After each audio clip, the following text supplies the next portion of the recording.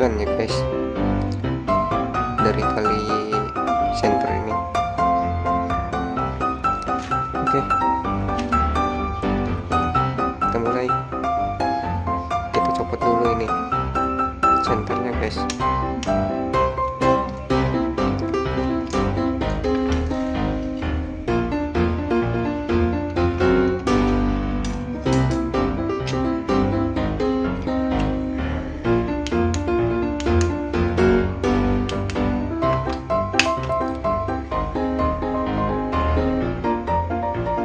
Udah guys, tinggal pasang saja.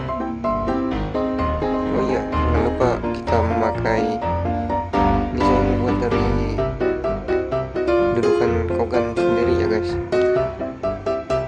Kalian bisa membuatnya dari ring atau baut. Oke, langsung pasang saja.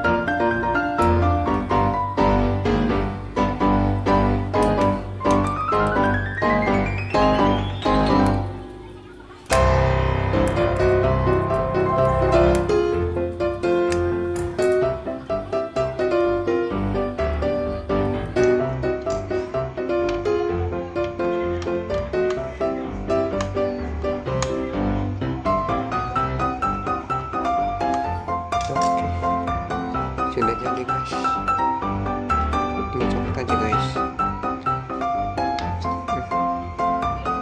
supaya lebih bagus. Sebenarnya bukan bagus sih guys, saya lebih suka kayak gini.